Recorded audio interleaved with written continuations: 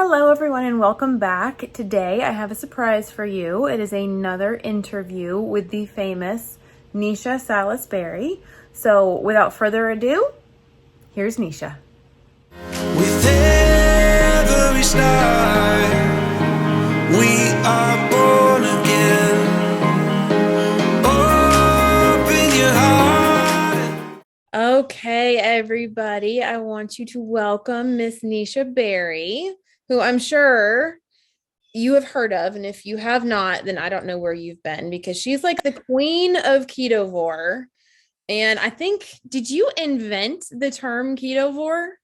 No, I didn't invent it. But it wasn't very popular. I guess I popularized it because it's kind of blown up since I started calling it that. But no, I did not invent it. I just adopted it. There you go. You promoted it. That's what it is. Because you're the first one I ever heard say that term. And so now, Yeah. yeah, that's where I heard it from. And that's where I know a lot of people have heard it from. Well, September is my ketovore month on my channel. And so I am honored to have you on to come and talk about being a ketovore, what it is. We're going to talk about your story and all of that kind of stuff. So why don't you go ahead and start with that? Why don't you tell us a little bit about your story, where you came from, why you eat this way, and what benefits you have found from it?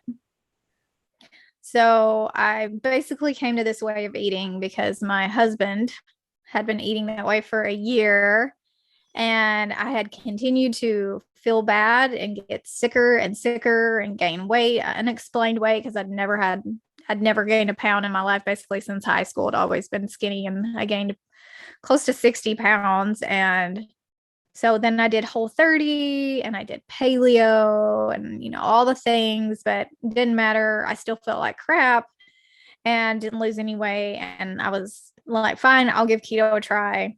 And so I did. And within 7 days, my symptoms that I'd been having subsided, got so much better. So I was kind of hooked. We were pretty sure I had Hashimoto's, but I hadn't had an official diagnosis at that point. But in the next year, I got an official diagnosis because we were trying to get pregnant. My fertility doctor told me, yep, you have Hashimoto's. Congratulations. Here's some thyroid medication. So I got on Armor. I think it was that I was on Armor first and then NP, Nature Thyroid. And that helped a little bit, but nothing really helped quite as much as when I was eating keto. And then the longer I did it, the more I cleaned it up. And then towards when I did IVF, I went carnivore, got pregnant, went back to keto while I was pregnant. Being keto and pregnant is not easy. Don't let anybody tell you any different. You want to eat all the things. Plus, everybody's encouraging you to eat all the things, like have whatever you want, enjoy your pregnancy and whatever. So after I had Beckett, then I went back to carnivore again, breastfed with no problems. And then eventually I brought a few vegetables back into the mix. And so then I started ketovore when he was around 3 or 4 months old. And that's kind of where I've stayed for the most part. I went dairy free for a minute because I was having a lot of acne, and that's resolved. So I brought the dairy back a little bit, not like I was having it. So mostly liquid dairy seems to affect my skin. And so I limit my liquid dairy, and I have cheese a few times a month, but I don't eat it every single day. And that has been working so far for me. I do indulge in a keto treat every now and then during the holidays. I let myself be a little more flexible because I can be. I know myself well enough. It's not going to push me to fall off the wagon. I'm not going to go 6 months and be binging. And like, I don't have those kind of issues. So for me, it's okay for me to be a little bit more flexible, where for somebody else, they might not be able to do that. But that's what works for me. It's been working for about 4 years now. And I'm happy to say I'm off thyroid medications and I feel amazing. That is so awesome to hear. My mom actually has Hashimoto's disease, and she was told, and always has been from her doctor, there's no cure for this. There's no way to get around it. It's just going to get worse and worse. And the best we can do is try to mitigate your symptoms. Yeah. So to be able to find relief of any kind, and then not only just relief, but significant improvement. And then even to the point where you got off of your medication is just so encouraging that you don't always have to take exactly what your doctor says for gospel. Yes. Because there might be something that they don't really quite understand. And you'd be able to speak to that too. You were a nurse, are a nurse. Are you still certified? And Yeah, I still have my license. I'm just not an active, like I don't work in a hospital or in a clinic setting or anything like that. But yeah, I worked with a lot of doctors who were very well meaning, but they didn't do a whole lot of new research and they just followed the protocol that has been followed for, the past 50 years. And so the doctor I went to was just very open to hearing me and my husband, who's a physician, talk about alternative ways to keep my symptoms down and maybe even help heal my thyroid.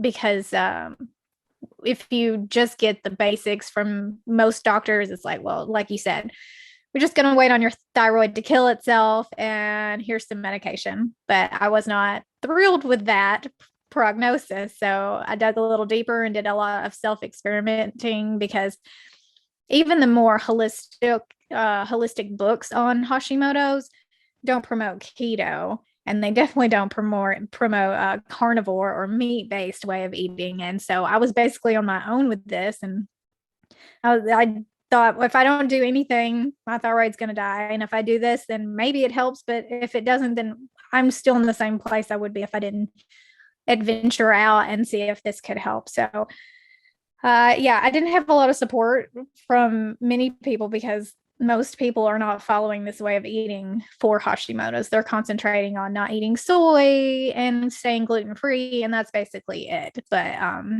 for me and for a lot of women, and a lot of men have Hashimoto's too, being meat-based really helps with the symptoms and also with how your thyroid heals, because it can heal itself. And my labs are so good now compared to what they were. So something to be said for eating meat.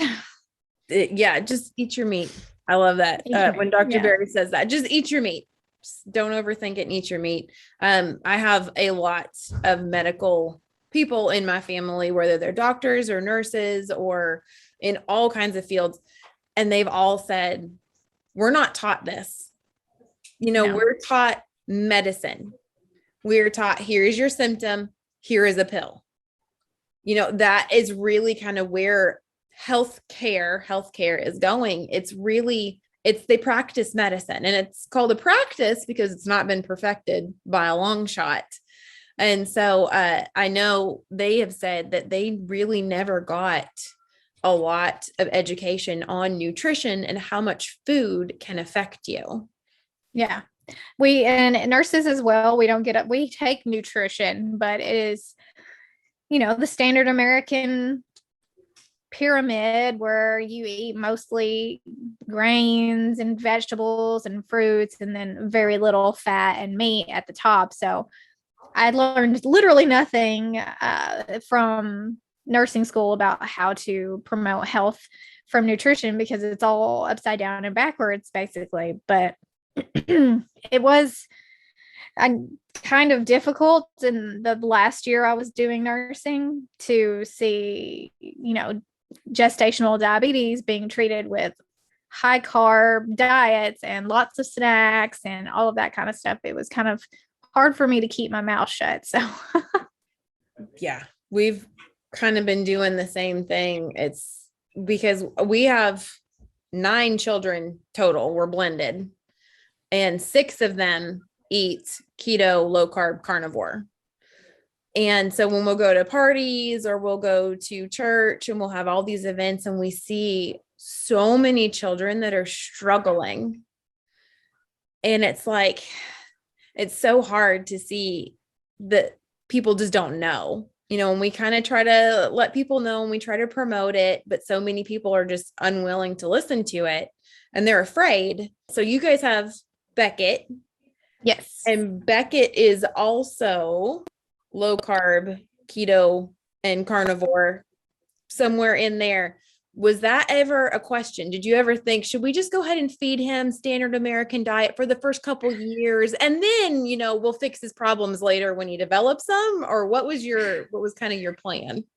No, I mean, and I don't really think of it as a keto diet for him or for us, honestly. That's the term we came into, and technically we're all in ketosis and all of those things, but from us, it's why we mostly call it proper human diet instead of keto these days. It's because it's not about keto or even being in ketosis. It's about eating nutrient dense foods that are going to lead to health and a happy life. And so that just happens to be good meat and bacon.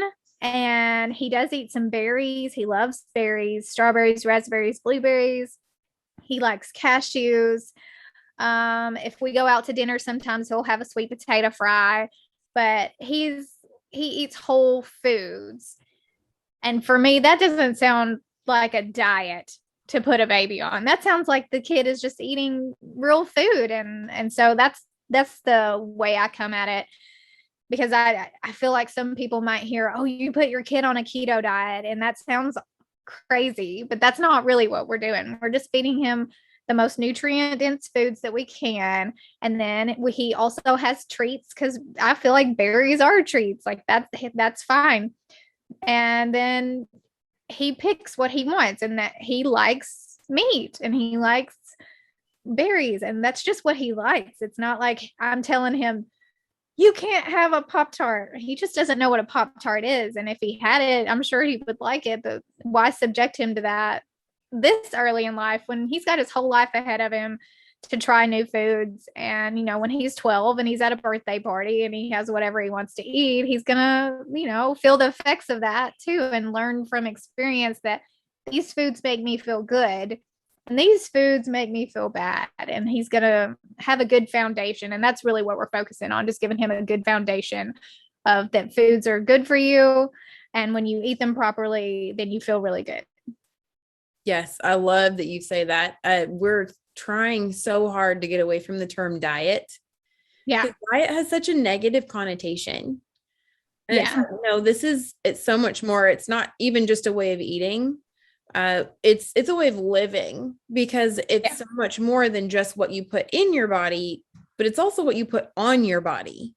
And right. I know that you love Young Living and you use all of their products, tons of their products, and that you use natural deodorants and toothpastes and all of that as well. And so many people don't know that there's another, it's a whole nother realm outside of just what you're eating. Yeah. That has major effects on your health. And when you were trying to deal with your Hashimoto's, did you ever notice that if you kept those chemicals in, were things harder, or were you all kind of doing that all at the same time? Well, in the beginning, it was more food-based that I could tell the difference. So what I tell people that I talk to that have Hashimoto's, I say, focus on the food, focus on your sleep, your mental health, and those things. That's the 80%. Oh, really 90%. That's what's going to get you almost all the way there. And then once you get there, then start, phasing out the chemicals in the house, and just also realize we live in a world that's full of chemicals. There's no way we're going to be zero chemical. Like, that doesn't exist. But, do a little better as you go along, and don't worry about trying to be perfect. Do better. So we transitioned to all of our cleaners are essential oil based. They're from Young Living. Our laundry detergent is, our soap, our deodorant, our toothpaste, like those basic things that we use every single day. That was a pretty easy transition. And Young Living, I'm like a member, so I get a discount and I get points back. So it kind of evens out on the difference between prices. And then candles were the last hurdle for me, because I really love Bed Bath & Beyond. or not Bed Bath and Beyond, Bath and Body Works. I always get those two mixed up. Bath and Body Works, the candles at Christmas and during the fall, I was addicted to all of that stuff. And so this past year I've phased that out. But to be really honest, I couldn't tell a huge difference when I took those out, but I do know it's a better alternative. So I think just people need to understand like the food and the sleep and the mental health. That's the big chunk you should focus on, and then get the other stuff out too. But you're going to feel better without being 100% perfect all the time. It's just be realistic. Well, and it's funny because a lot of people who promote the standard American diet, and they'll say things like, oh, well, hormesis is good. It's good to stress the body. And I actually do believe that. I do think it's good for your body to exercise and to flex its muscles every now and then, so to speak, with your immune system and things like that. Yes. I don't ever think you should stay completely clean, perfect all the time. Yes. I want my body to stay metabolically flexible, so if that means that I eat a few berries now and then so that my body knows what to do with some sugar, or if it's, I have a scented candle literally once a year. Yeah. I don't think it's a terrible thing. It doesn't. No, I think that's the way your body was meant to deal with things in spurts and small doses. It's when you are banging your health against this, the American way every single day. That's when things start to get a little crazy. The being a workaholic all the time, not taking vacation days, and not taking time to step away and spend time in the outdoors, like those type of things. That's where I feel like people should focus on that kind of stuff instead of I need to be perfect, because that's not what it is. Your body is made to be stressed at times. That's how we're built. That's how we survive. But you have to have, happy balance here. Yeah, absolutely. If you want to eat some berries once in a while, that's fine.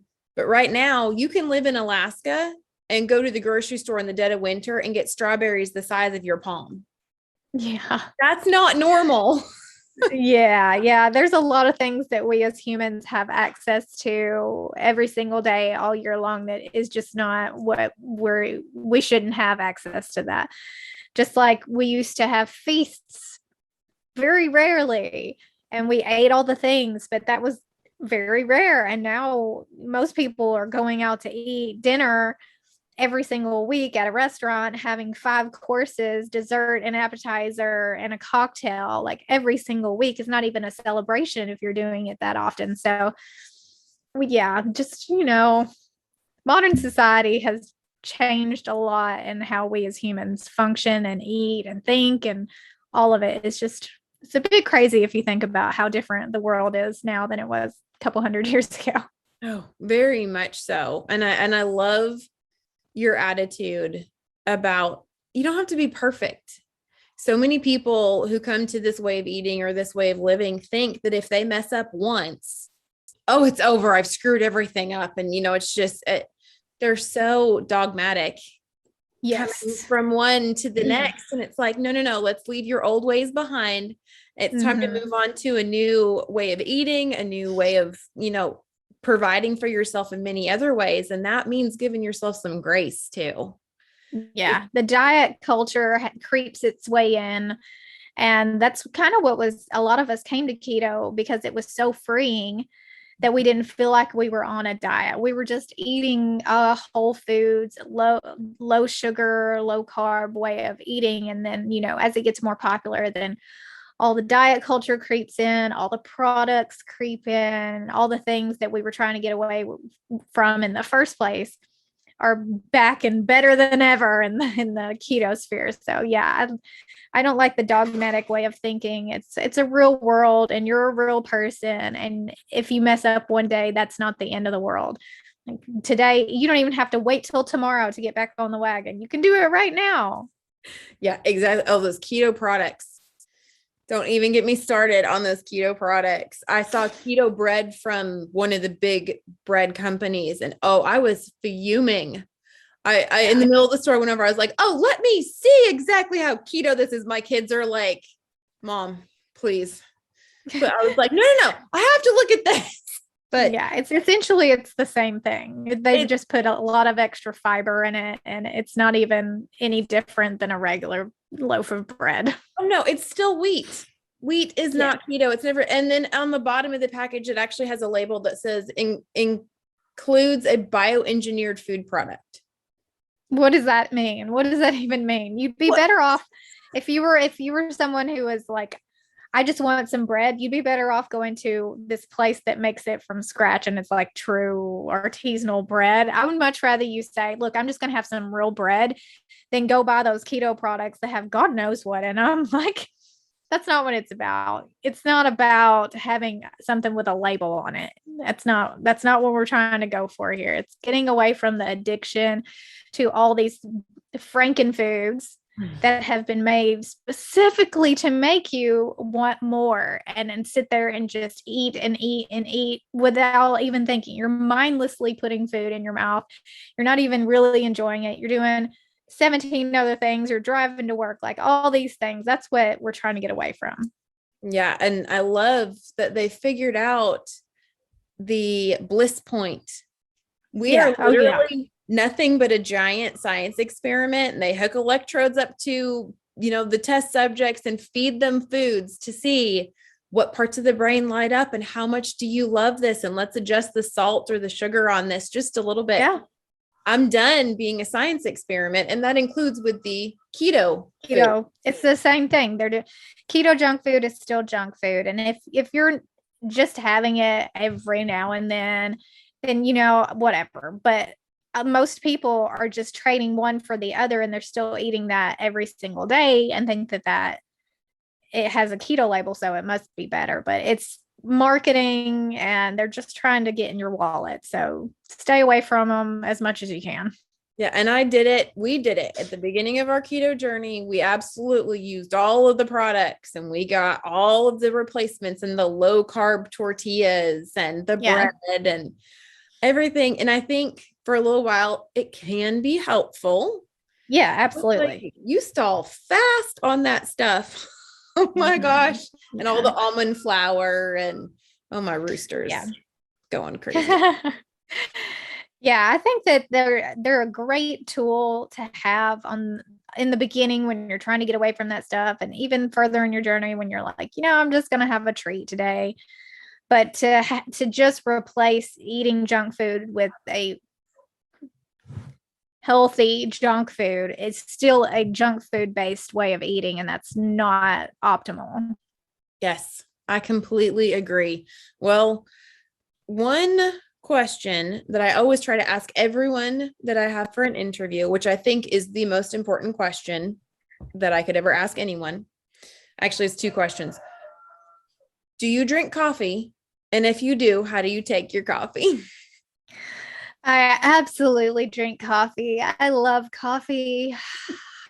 It's the best part of waking up. That jingle, I mean, whoever wrote that jingle knew what they were doing, because it's so true. So I usually in the morning, I'll have a Nespresso pod. I love Nespresso pods. So one of those, and if it's a heavy whipping cream day, then I'll put a little heavy cream in there. And if it's a day where I'm not allowing myself to have heavy whipping cream, then I'll choose either coconut milk, or I'll put a raw egg in there and I whip it up and use that as a creamer. It's pretty good. And then a Power Creamer makes some pretty good creamers, and they're ghee and MCT oil based. So there's no lactose, but there is dairy technically in it, and protein powder. Sometimes a Quip has it's grass-fed beef isolate protein powder, and they have a chocolate and a vanilla, and both of those are really good in the coffee too. So and then during the seasons, it's basic, the season of the basic witch these days. So pumpkin spice latte season is in full swing. So Sweet Leaf makes these drops that you can buy off Amazon. And so I'll put a few drops of the pumpkin spice sweetener in there, and I'll enjoy it and watch the sun come up and listen to my roosters crow. Like I'm sure you listen to your roosters crow every morning. Yes, a girl after my own heart. I had pumpkin spice from the Sweet Leaf this morning. Oh, you use the same one. It's the best one that I found, honestly. It really is. I put a little bit of heavy whipping cream or the egg in it, and then I'll put in those drops, and it's incredible. It's the closest thing I've ever found. Yep. Yes. And it doesn't take much either. It's just like, I think I put maybe 4 drops in there, and that's just enough to give me the flavor and all the fall vibes. And, then I go and decorate with pumpkins.